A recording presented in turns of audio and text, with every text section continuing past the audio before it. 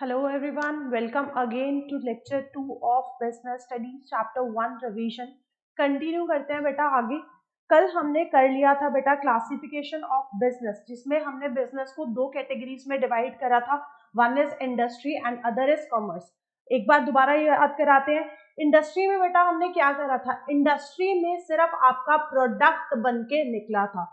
अब बात आती है बेटा कॉमर्स की। कॉमर्स का क्या रोल रहता है बेटा, जब एक बार फैक्ट्रीज में ऑर्गेनाइजेशंस जो प्रोडक्ट बना रही हैं, बड़े बड़े बिजनेस कर रहे हैं, उन्होंने सिर्फ प्रोडक्ट को बना के रख लिया, उतना जरूरी नहीं है।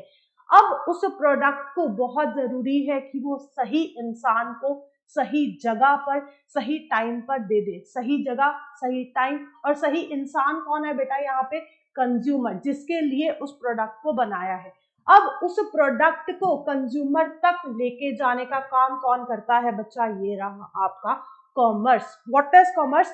जो भी एक्टिविटी जरूरी है आपके सेल करने के लिए या ट्रांसफर करने के लिए, या आपके जो गुड्स एंड सर्विसेज हैं उन्हें एक्सचेंज करने के लिए, वो कौन पॉसिबल करवाता है बच्चा, आपका कॉमर्स। ये एक लिंक है किसके बीच में, प्रोड्यूसर एंड कंज्यूमर के बीच में।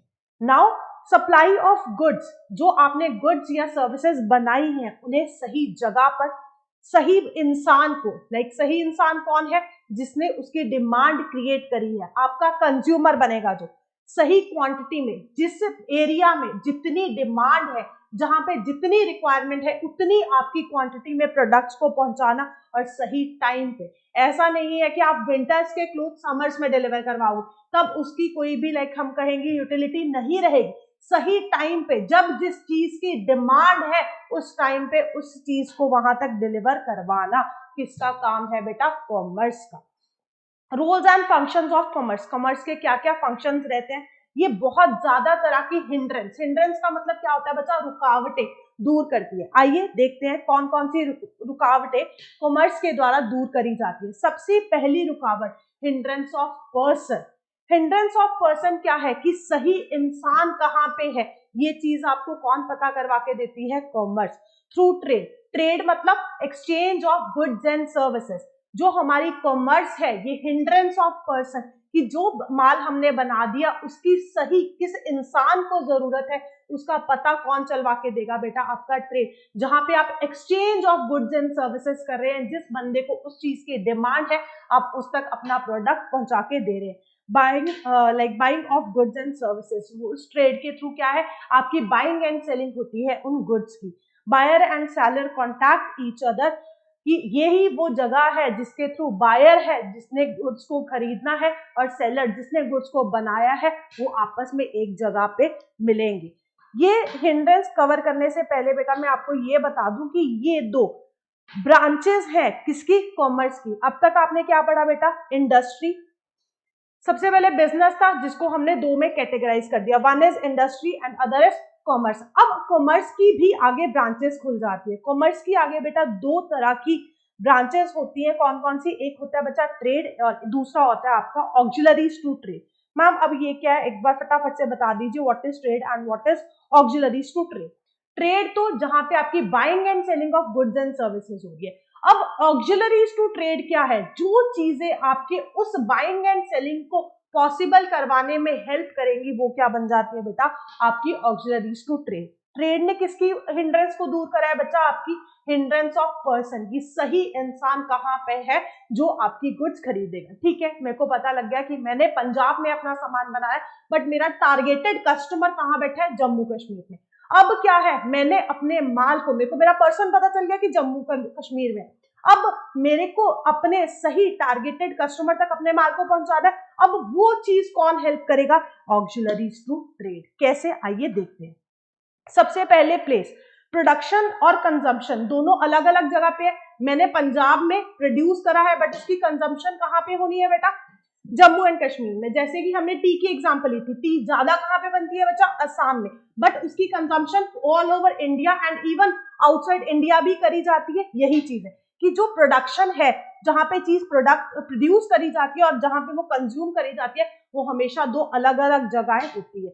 थ्रू ट्रांसपोर्टेशन, कैसे कि अब मैं अपनी ट्रांसपोर्ट के थ्रू, ट्रांसपोर्टेशन मीडियम्स के थ्रू अपने माल को पंजाब से जम्मू कश्मीर तक लेके जाऊंगी। तो यही है कि आपकी ये हिंड्रेंस ऑफ प्लेस कि हाँ जी माल बना कहीं है और वो कंज्यूम कहीं पे होएगा, ये किसके द्वारा खत्म करी जाते हैं बेटा? कॉमर्स के थ्रू।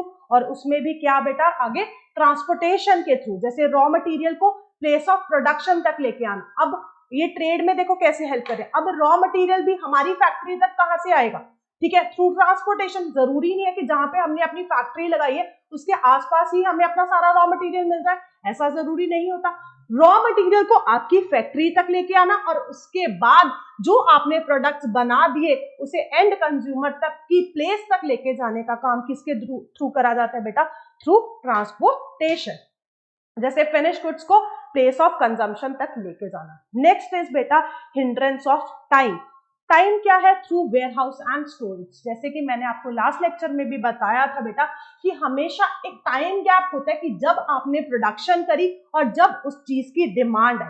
लाइक जैसे मैं कहूं कि ये विंटर के क्लोथ्स, ऐसा नहीं होता कि विंटर आई तब इसकी इसको बनाना तब शुरू करा जाता है, ऐसा नहीं होता। इसकी जो भी प्रोडक्शन है ये ऑलमोस्ट समर्स में खत्म कर दी जाती है ताकि विंटर्स में जब डिमांड आए तब इसकी सप्लाईज को निकाला जा सके।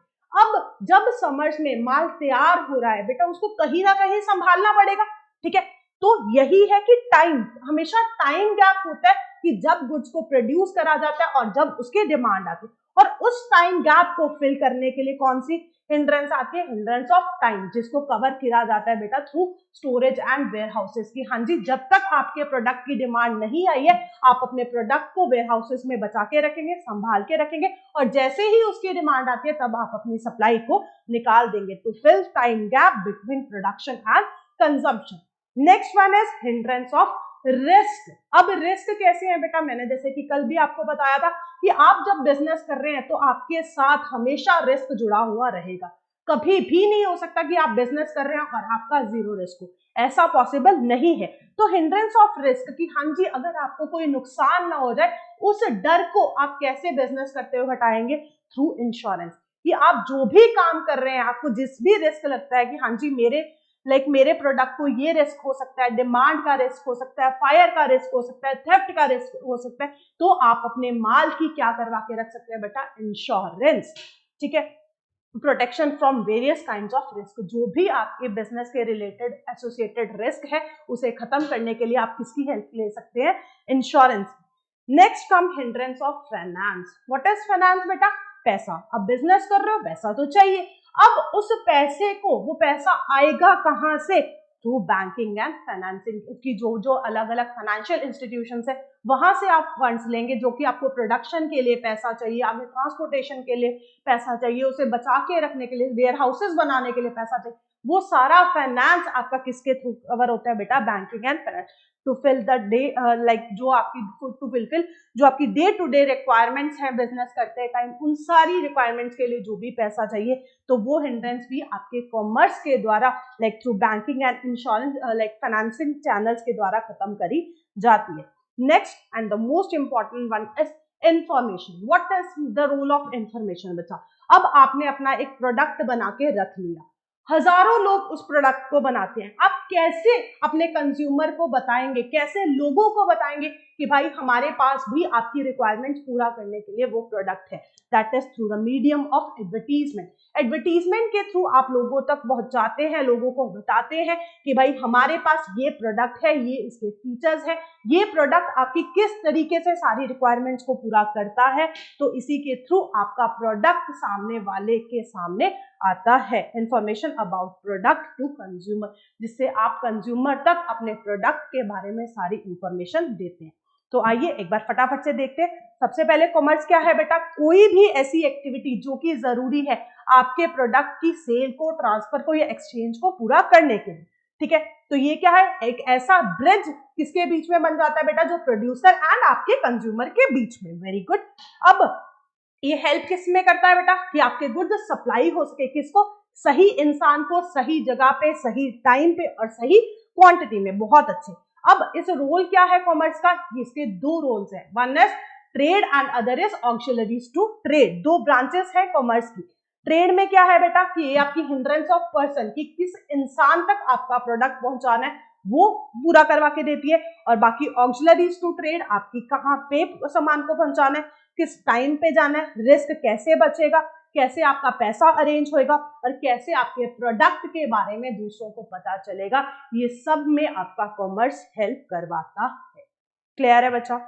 होप यहां तक आपको क्लियर होएगा। देन कम्स योर बेटा क्लासिफिकेशन ऑफ ट्रेड। जैसे कि अब हमने बोला ट्रेड में क्या आया था बेटा, पर्सन की किस पर्सन तक आपका माल जाना है। तो अब इस ट्रेड को भी आगे फर्दर दो कैटेगरीज में डिवाइड कर दिया गया है। कौन कौन सी है आइए देखते हैं।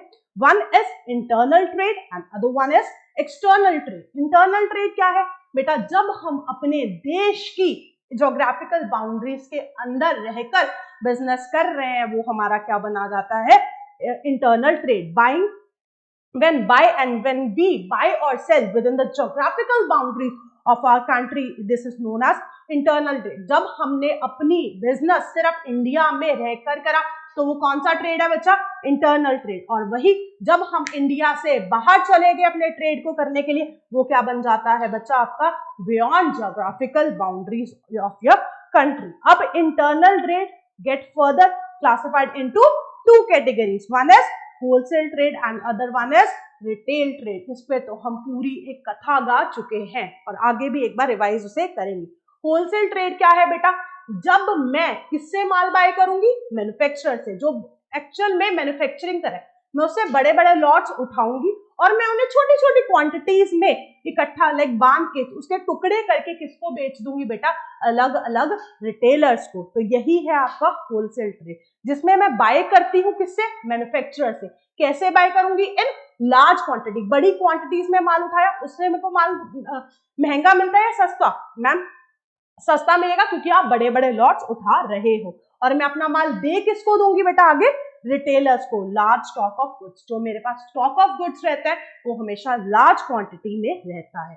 And whereas retail trade, जो आप दुकानों पे जाते हो, आप डेली अपनी शॉपिंग किससे करके आते हो, आप होलसेलर से करते हो, रिटेलर से करते हो। मैम हम तो रिटेलर से करते हैं। हाँ जी, जिनके पास आप जाते हो वो कौन लोग होते हैं बेटा, रिटेलर्स, जिनके पास हर चीज की क्वांटिटी रहती है। उनके पास लार्ज नंबर ऑफ क्वांटिटी कम रहेगी but large number of variety ज्यादा रहती है। ठीक है, वही लोग होते हैं जिनके पास हर चीज का थोड़ा थोड़ा स्टॉक रहता है। ठीक है, स्मॉल क्वांटिटीज में सामान रहता है, स्टॉक भी कम होता है एंड वो अपना माल बेचते किसे हैं बेटा, टू एंड कंज्यूमर्स को। बल्कि जब जो कि होलसेलर्स हैं वो अपना माल किसे बेचते हैं, रिटेलर्स को। इनका माल रिटेलर्स को जाता है एंड वेयर एज रिटेलर्स का माल किसको जाता है बच्चा, एंड कंज्यूमर्स को। होप यहां तक आपको सारा क्लियर होएगा। नेक्स्ट आइए आगे बढ़ते हैं। नेक्स्ट है बेटा आपका एक्सटर्नल ट्रेड। एक्सटर्नल ट्रेड में हमने क्या पढ़ा बेटा कि जब आप इंडिया से बाहर अपने सामान को बेच या खरीद रहे हैं वो आपका क्या बन जाएगा बेटा, external trade. When you go beyond your geographical boundaries of your country. One is import. Import क्या है, जब आपने बाहर से माल को मंगवाया, ठीक है, आपका जो सप्लायर है वो यूएसए में बैठ रहा है और उससे आप माल खरीद रहे हैं। जब आप इंडिया के अंदर माल मंगवा रहे हैं तो वो आपका क्या बन जाता है बच्चा, इंपोर्ट। जब आपने इंडिया से माल को बाहर बेचा तो वो क्या बन जाता है बेटा, export. And last one is entrepot trade. ये थोड़ा अलग कंसेप्ट है। इंटरपोर्ट ट्रेड क्या है बेटा, जब मैंने किसी माल को इंपोर्ट करा, ध्यान से समझेंगे, जब मैंने किसी माल को बाहर से इंडिया में मंगवाया बट मैंने उस माल को इंडिया में बेचने के लिए नहीं मंगवाया बल्कि मैं उसकी सप्लाई कहीं और बाहर कर दूंगी। बाहर से माल मंगवाया, लाइक मैं कहूं कंट्री ए से माल मंगवाया, ठीक है, और उसे फिर कंट्री बी में सप्लाई कर दिया। मैम इससे मेरे को क्या फायदा होगा बेटा, कई बार क्या होता है उस माल पे कुछ थोड़ी बहुत या तो आप प्रोसेसिंग कर देते हो या कुछ अच्छा मार्जिन ऐड करके उसे बाहर अपने तरीके से उसे सप्लाई कर देते हो। आप बाहर के लाइक किसी ऐसे इंसान को ढूंढते हो जिसे उस माल की रिक्वायरमेंट हो, किसी एक कंट्री से मंगवा के किसी दूसरी कंट्री में आपने वो माल को भेज दिया, वो आपने अपनी कंट्री में उसकी कंजम्पशन नहीं करी तो वो क्या बन जाता है बेटा, आपका इंटरपोर्ट ट्रेड। होप आपको क्लियर होगा। देखते हैं एक बार क्या करा हमने। कॉमर्स की कितनी टाइप्स थी बेटा, दो। कौन कौन सी? Trade and auxiliaries to trade. Trade get further classified into two, internal trade and external trade. Internal trade की दो types, wholesale trade and retailer trade.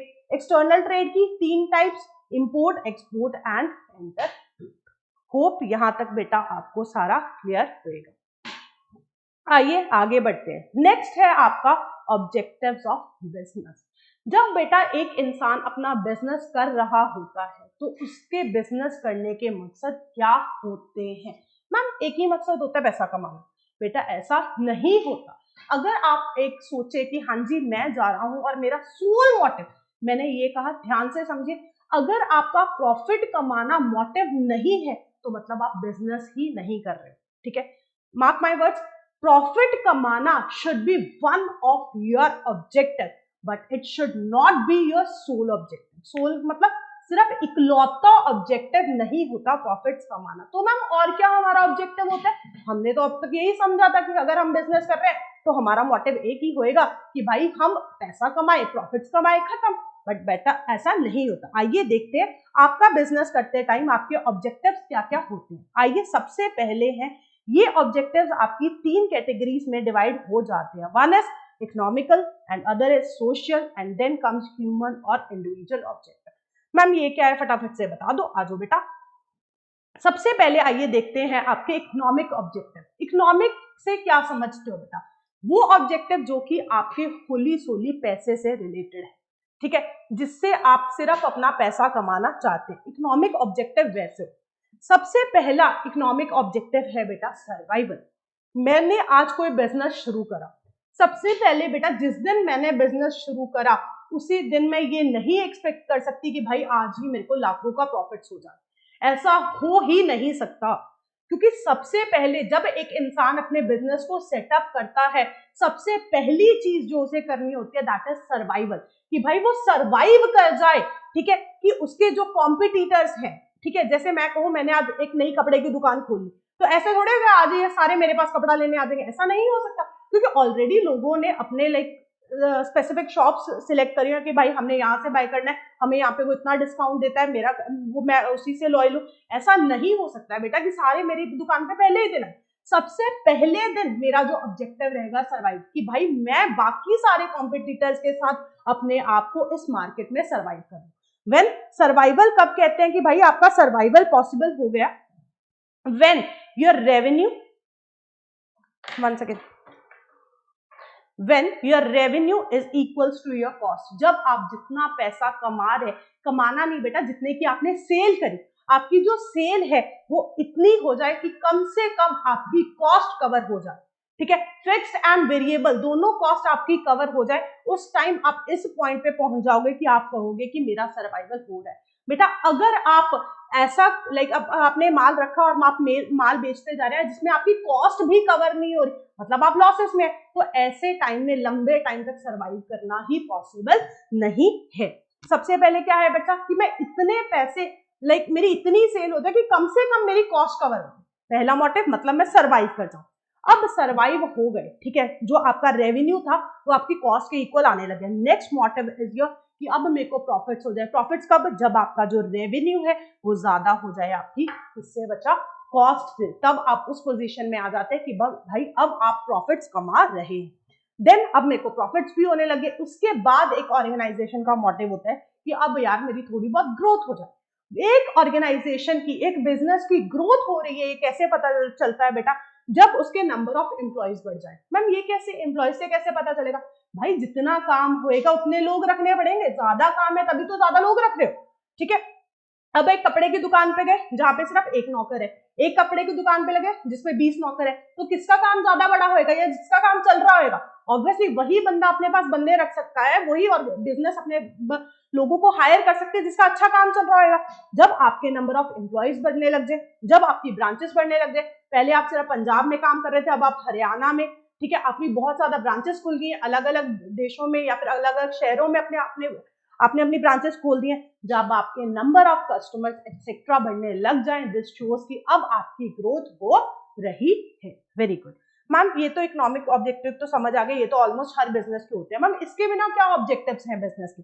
बेटा सिर्फ इतने ऑब्जेक्टिव्स नहीं होते, आप एक सोसाइटी में रह रहे हो, अगर आप उस सोसाइटी के लिए कुछ अच्छा नहीं करोगे तो आपको वो सोसाइटी उस बिजनेस को एग्जिस्ट करने नहीं देगी। तो इसीलिए उसी के साथ आपके कुछ सोशल ऑब्जेक्टिव्स भी बन जाते हैं। अब मैम सोशल ऑब्जेक्टिव्स क्या है?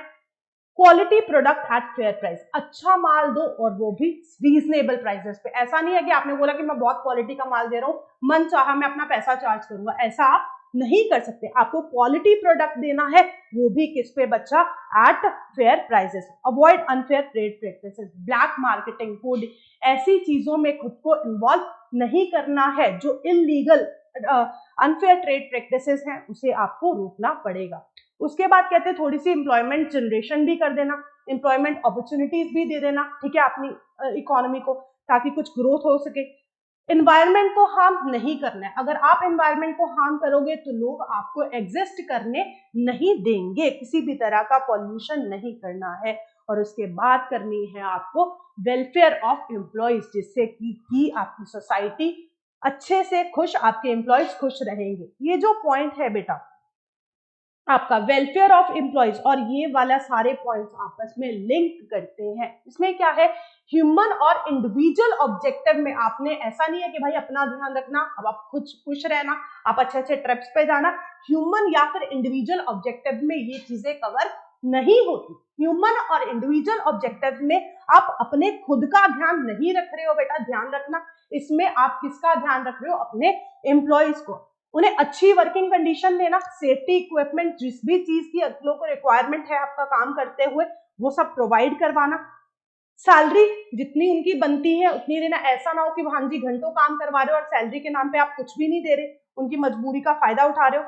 उन्हें पर्सनल ग्रोथ दे रहे हो, ऐसा नहीं है कि कोई एम्प्लॉय आपके साथ पिछले 10 साल से जुड़ा हुआ है, 10 साल पहले भी उसकी तनख्वाह जितनी थी आज भी उतनी है, और जिस पोजीशन पे उसे आपने रखा था आज भी अब वो उसी पोजीशन पे रह रहे हैं, तो ये चीज पॉसिबल नहीं है। इसे हम पर्सनल ग्रोथ नहीं मानते। उसे भी कुछ पर्सनल, उसकी लाइक डेजिग्नेशन हायर करना या फिर किसी और तरीके से उसे बेनिफिट्स देना जिससे उसकी पर्सनल ग्रोथ हो सके, इसका भी आपको ध्यान रखना पड़ेगा।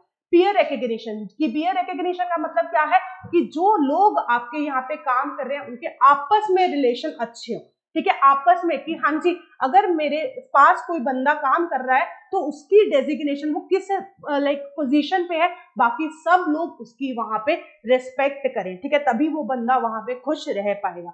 एंड अदर इज उसको बाकी स्पेशल बेनिफिट्स देना, जिसकी कभी बोनस दे दिया, फूड की फैसिलिटी देती, क्रच की फैसिलिटी दे दी, जहाँ पे वो अपने बच्चों का ध्यान रखे, ऐसी सब फैसिलिटीज भी आपको साथ में देनी पड़ेंगी। This covers and your human या फिर इंडिविजुअल ऑब्जेक्टिव। ह्यूमन और इंडिविजुअल ऑब्जेक्टिव्स को कुछ बच्चे ऐसे बोलते हैं कि हाँ जी बिजनेस कर रहे हो अपना भी ध्यान रखना, ठीक है, आप भी ऐसा हो दिन रात ना काम कर रहे हो, कभी कभी आप भी ट्रिप्स पे निकलो, ये मतलब बेटा नहीं होता ह्यूमन या इंडिविजुअल ऑब्जेक्टिव्स का।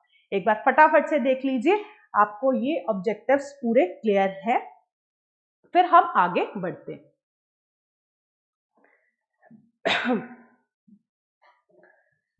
आई होप यहां तक आपको क्लियर होएगा बेटा। कोई भी आपको डाउट है, अगेन आप टेलीग्राम ग्रुप में अपने डाउट को पोस्ट कर सकते हैं, ठीक है, वहां पे आपके सारे डाउट्स क्लियर हो जाएंगे, जिसका लिंक आपको डिस्क्रिप्शन बॉक्स में मिल जाएगा। आइए आगे बढ़ाते हैं अपनी जर्नी।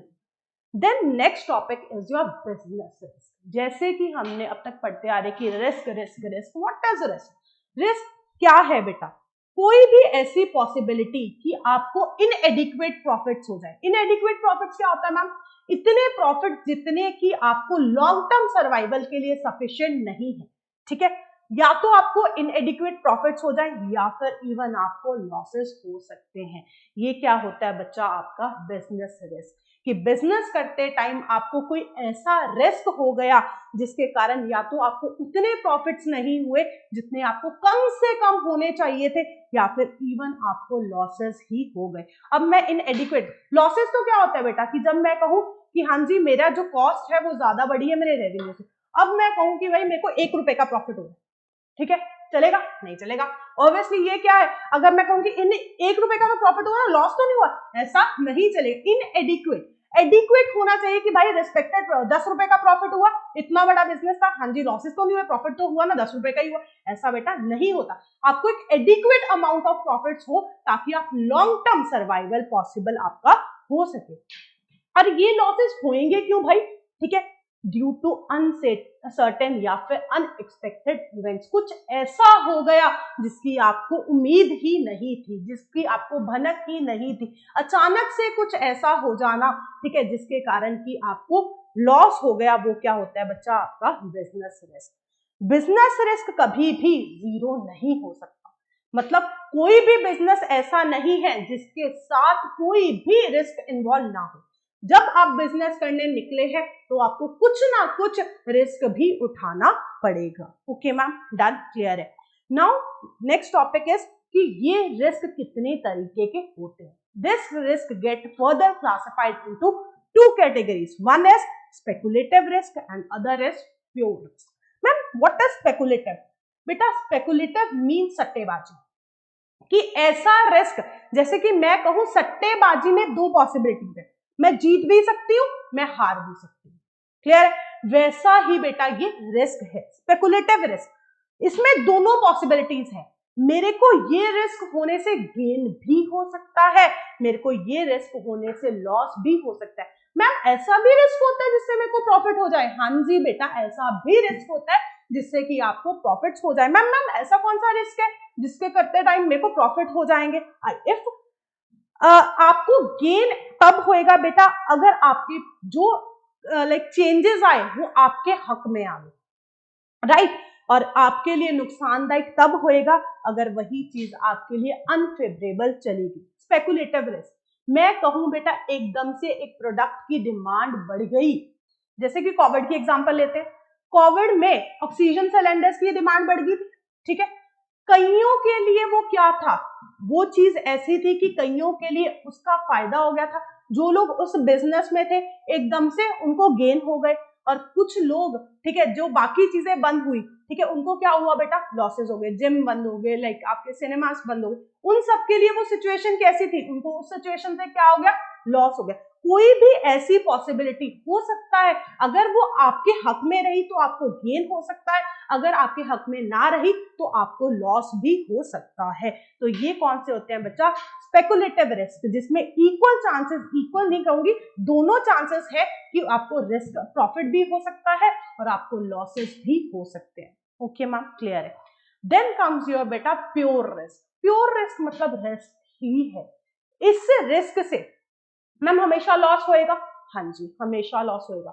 मैम लॉस होएगा ही होएगा बेटा, दैट विल डिपेंड कि बट इसमें या तो आपको लॉस होएगा या लॉस नहीं होएगा, सिर्फ ये चीज रहेगी। अगर मैं कहूं प्योर रिस्क की बात करें, चोरी, ठीक है, अगर आपको आपके यहाँ पे चोरी हो गई, मैम ऐसी बात मत करो बेटा, भगवान ना करे, चलो लगा लो, अगर कभी आपके यहाँ पे चोरी हो गई तो उस चोरी से आपको क्या होएगा, नुकसान होएगा। अगर चोरी ना हुई तो फायदा तो नहीं होएगा, बट ये है कि कोई नुकसान नहीं होएगा, ठीक है। ऐसा नहीं है कि आपको चोरी होने से कोई प्रॉफिट्स हो गए या फिर चोरी ना होने से आपको कुछ प्रॉफिट्स हो गया। मैम इंश्योरेंस वाले केस में कई बार लोग प्रॉफिट कर लेते हैं, बेटा मैं उन गंदी बातों की बात नहीं कर रही हूँ, ठीक है। तो प्योर रिस्क क्या है, कोई ऐसी घटना जिसके होने पे या तो आपको लॉस होएगा, जिसके ना होने पे आपको कुछ भी नहीं होएगा, या लॉस होएगा या नॉन लॉस, पर प्रॉफिट वाली सिचुएशन आपके यहाँ पे नहीं आएगी, ठीक है मैम, क्लियर। देन बेटा नेचर ऑफ बिजनेस रिस्क, कि अब ये बिजनेस रिस्क आता क्यों है और इसकी क्या क्या नेचर है। सबसे पहला क्या है बेटा, arises due to uncertainty. Uncertainty कि फ्यूचर जो है वो अनसर्टेन है, उसका नहीं पता कि कुछ हो भी सकता है या नहीं भी हो सकता। अब ये रिस्क की टर्म क्यों आई, इसके इस टॉपिक में बेसिकली आप ये पढ़ोगे कि भाई ये जो हम बिजनेस से रिस्क कर रहे हैं क्यों होता है। हर बिजनेस, हमने कहा कि कोई भी बिजनेस रिस्क के बिना एग्जिस्ट नहीं कर सकता, ऐसा क्यों? दिस बिकॉज कि there is always arises due to uncertainty. मैं आज बिजनेस कर रही हूँ, मेरे को क्या पता कल को फ्यूचर में क्या हो जाए। फ्यूचर क्या है, अनसर्टेन है, मेरे को नहीं पता फ्यूचर में क्या दुर्घटना घट सकती है, तो उसके कारण मेरे बिजनेस के साथ हमेशा जो रिस्क है वो बंधा हुआ रहता है। जैसे कि कहते हैं फ्यूचर जो है अनसर्टेन है, क्या डिमांड हो जाए मेरे प्रोडक्ट की, सप्लाई कितनी हो जाए, ठीक है, हो सकता है मेरी सप्लाई शॉर्ट पड़ जाए या मेरी सप्लाई एक्सेस हो जाए। गवर्नमेंट, पता नहीं कैसी गवर्नमेंट आ जाए, कल को क्या बिजनेस के ऊपर लाइक लॉज एंड रेगुलेशंस लगा दे, कुछ नहीं पता। नेचुरल कैलेमिटी, भगवान के ऊपर किसी का जोर नहीं चलता, तो नेचुरल कैलेमिटी। टेक्नोलॉजी, एकदम से कोई नई टेक्नोलॉजी आ गई जिसने आपके बिजनेस को पूरी तरह से आउटडेटेड कर दिया, ठीक है, तो आप एग्जिस्ट नहीं कर पाओगे। एवरीथिंग इज अनसर्टेन, हर चीज क्या है बेटा, अनसर्टेन। अनसर्टेन मतलब पता नहीं, हमारे हाथ में नहीं है, कुछ भी जिसका हो सकता है। सेकेंड वन क्या है बच्चा, essential part of every business. जैसे कि मैंने आपको बताया कि आपका जो बिजनेस रिस्क है ये एसेंशियल पार्ट है, कोई भी बिजनेस बिना रिस्क के चल नहीं सकता। इस बिजनेस को आप खत्म नहीं कर सकते हो, हाँ इसे कम करा जा सकता है, बट इसे इक्वल्स टू जीरो कभी भी करा नहीं जा सकता। इज नॉट पॉसिबल कि हाँ जी आपने अपने बिजनेस में से पूरी तरह रिस्क को उठा के बाहर कर दिया, ये चीज पॉसिबल नहीं होगी। सेकंड में, इसी सेकंड के साथ ही बेटा थर्ड पॉइंट है कि it depends upon nature and size of your business, कि हाँ जी कि डिग्री ऑफ कि कितना रिस्क होएगा, बिजनेस का रिस्क होएगा, ये हमेशा, कोई भी बिजनेस एग्जिस्ट नहीं कर सकता बिजनेस रिस्क के बिना, ये पक्का है, बट कितना रिस्क है आपको, ये डिपेंड करेगा आपके बिजनेस का नेचर क्या है। मैम अब ये नेचर क्या होता है बेटा, अब मैं कहूं कि आप किसी ऐसे बिजनेस में हो जिसमें कि आप प्योरली डील करते हो फैशन के साथ, लाइक फैशनेबल क्लोथ्स के साथ, अब क्या है कभी भी कोई भी नया ट्रेंड आ सकता है, मतलब आपका जो बिजनेस रिस्क है वो ज्यादा है कि जैसे ही फैशन चेंज होएगा आपका पुराना सारा स्टॉक क्या हो जाएगा, आउटडेटेड। आपका बिजनेस टेक्नोलॉजी के रिलेटेड है, आप टेक्नोलॉजी में डील करते हो, तो टेक्नोलॉजी क्या क्या है, जो आज है कल कुछ भी नया आ सकता है। मतलब अगर आपके बिजनेस की नेचर ऐसी है, आपका बिजनेस किस तरीके का है, उस पर भी डिपेंड करता है कि आपके बिजनेस के ऊपर रिस्क कितना है, कितना ज्यादा है, कितना कम है। जितनी जैसी आपके बिजनेस की नेचर होएगी उतनी ही आपकी डिग्री ऑफ रिस्क बढ़ता या कम होता चला जाएगा। एंड देन पॉइंट इज कि साइज ऑफ योर बिजनेस, बड़ा बिजनेस है तो रिस्क भी बड़ा होएगा, छोटा बिजनेस है तो रिस्क भी उतना ही छोटा रहेगा। Then last one is profit is the reward of risk taking. जितना आप रिस्क लोगे उतना ही ज्यादा आप प्रॉफिट्स कमाने की पोजीशन में आते रहोगे। जो प्रॉफिट है कि अगर आपने कुछ कमाया, वो रिवॉर्ड है कि भाई आपने रिस्क उठाया था। नो रिस्क, अगर रिस्क नहीं लोगे तो कोई भी गेन नहीं होएगा। जितना ज्यादा रिस्क उतने ज्यादा प्रॉफिट्स होने की संभावना, एंड वाइज वर्सा, कि जितना कम रिस्क लोगे उतने ही कम प्रॉफिट्स आप कमा सकते हो या कमा पाओगे। This completes your business portion बेटा, जो हमने करा था कि भाई जो हमारी इकोनॉमिक एक्टिविटीज होती हैं दैट गेट डिवाइडेड इनटू 3, कौन कौन सी बच्चा, business, profession and employment. Business वाला पोर्शन आपका यहाँ पे खत्म होता है। Next comes your concept of profession. अब आपने जो सेकंड पढ़ा था कि भाई प्रोफेशन, उसके सिर्फ आपको कि हाँ जी प्रोफेशन होता क्या है और उसके कैरेक्टरिस्टिक्स क्या क्या है, आपके सिलेबस में सिर्फ उतना पार्ट है। नाउ प्रोफेशन क्या है, कोई भी ऐसी चीज जिसके लिए, कोई ऐसी डिग्री जिसके लिए आपको स्पेशल नॉलेज की जरूरत हो, स्पेशल स्किल्स की जरूरत हो, skills to be applied by individual. जैसे कि मैं बात करूं बेटा डॉक्टर्स की, लॉयर्स की, सीएस की, ये सारे क्या है, दे ऑल आर प्रोफेशनल। इनका क्या है बेटा, ये कैरेक्टरिस्टिक्स देखते हैं। सबसे पहला कैरेक्टर क्या है, well defined body of knowledge, कि इनको जो ये लाइक इंस्ट्रक्शंस के थ्रू सीखते हैं, ये एक प्रॉपर बॉडी ऑफ नॉलेज है जहाँ पे इंस्टीट्यूशंस पे आप जाएंगे, पढ़ेंगे, आपको प्रॉपर डिग्री मिलेगी, तभी आपको उस प्रॉपर प्रोफेशन की नॉलेज आ सकती है। तो it is a well defined body of knowledge, जिसमें अपने आप में एक समुद्र है किसका बेटा, नॉलेज का। रिस्ट्रिक्टेड एंट्री, क्या हर बंदा अपने आप को डॉक्टर बोल सकता है, नो मैम। हर बंदा अपने आप को सीए बोल सकता है, नो मैम। जिसके पास प्रॉपर वो डिग्री होएगी सिर्फ वही इंसान अपने आप को डॉक्टर या अपने आप को सीए कहला पाएगा। तो इसमें क्या है कि हाँ जी हर बंदा इसमें घुस नहीं सकता, ठीक है। तो ये रिस्ट्रिक्टेड एंट्री मतलब कि हाँ जी यहाँ पे एक रिस्ट्रिक्शन है कि किसे आप डॉक्टर बोल सकते हैं और किसे आप सीए बोल सकते हैं। वो किस पे बेस्ड है बेटा? Based upon education and exam या फिर ट्रेनिंग, कि जो आपने एग्जाम्स देने, जब तक आप वो एग्जाम्स को क्लियर नहीं कर देते तब तक आप अपने आप को प्रॉपर एक प्रोफेशनल कहला नहीं सकते। प्रोफेशनल एसोसिएशन, इनकी क्या है बेटा? प्रोफेशंस में एक प्रोफेशनल एसोसिएशंस बनी होती हैं जो कि एक ऐसी बॉडी, एक ऐसी ऑर्गेनाइजेशंस बनी होती है जो कि आपकी बॉडी को, आपके एंट्री को रिस्ट्रिक्ट करेंगी, आपकी एंट्री को रेगुलेट करेंगी कि हाँ जी आपको सर्टिफिकेट देंगे कि हाँ जी आप अगर सीए बने हो तो जैसे सीए के केस में ICAI है, ठीक है, वो क्या है? एक प्रोफेशनल एसोसिएशन है जो कि आपको सर्टिफिकेट्स ग्रांट करती है, आपको कोड ऑफ कंडक्ट बनाती है कि हाँ जी आप क्या कर सकते हो सीए बनके, क्या नहीं कर सकते, वो सब आपको इन प्रोफेशनल एसोसिएशंस के द्वारा बताया जाता है। Then comes your service motive. इन प्रोफेशनल्स का मेन मोटिव क्या होता है? अपने क्लाइंट को डेडिकेशन के साथ सर्विस प्रोवाइड करवाना। रिवॉर्ड और रिटर्न, इनको जो पैसा मिलता है वो किस फॉर्म में मिलता है बेटा? इन देयर प्रोफेशनल फीस, ठीक है। इनको कोई अगर हम एम्प्लॉयमेंट में देखेंगे तो यही चीज उनको रिवॉर्ड ऑफ रिटर्न किसमें मिलता है? उनको सैलरी मिलती है, बिजनेस वालों को प्रॉफिट्स मिलते हैं और इनको क्या मिलता है? इनकी प्रोफेशनल फीस। जैसे कि अगर आप डॉक्टर के पास जाते हैं कोई भी कंसल्टेशन लेने तो उस केस में आपको उसको जो देके आते हैं वो क्या होती है? उसकी professional fees. Nature of work, ये किस तरह का काम करते हैं बेटा? कंसल्टेंसी देना या फिर एडवाइजरी सर्विस देना, ऐसे काम इनके द्वारा करे जाते हैं। होप यहाँ पे आपको प्रोफेशन का टॉपिक भी क्लियर हो गया होगा। Next topic is your concept of employment. Employment क्या है बच्चा? In which person work for other, जिसमें एक इंसान दूसरे इंसान के लिए काम करता है तो वो किस में आ जाता है बेटा? आपका एम्प्लॉयमेंट के अंदर। रिटर्न इन फॉर्म ऑफ, उसको क्या मिलती है बेटा? सैलरी मिलती है। किससे बच्चा?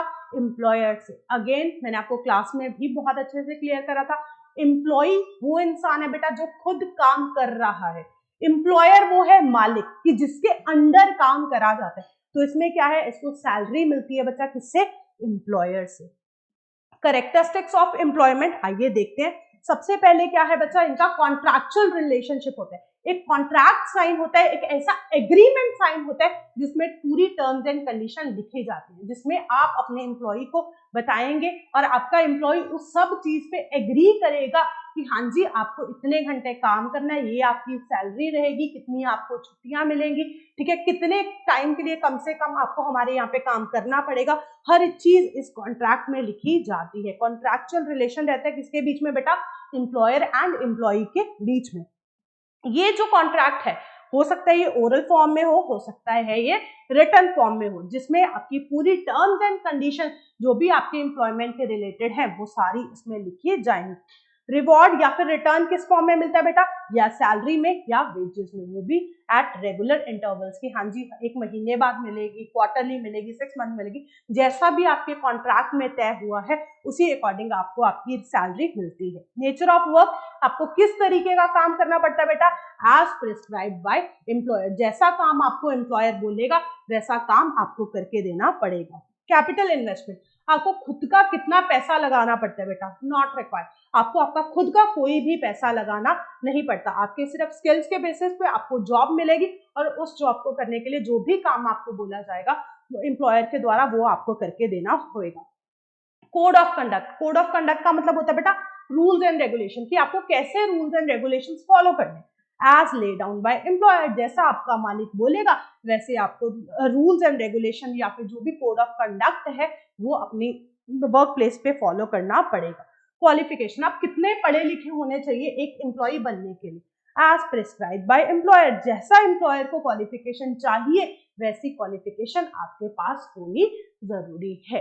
And this completes your chapter 1। इस चैप्टर में बेटा अगर आपको कोई भी डाउट है तो आप टेलीग्राम ग्रुप में डाउट अपना पोस्ट कर दीजिए, ठीक है। इसके बाद will start with chapter 2 revision. आज के लिए बच्चा इतना ही रखते हैं। होप आप सबको ये चैप्टर समझ आया होगा। Thank you very much, bye bye.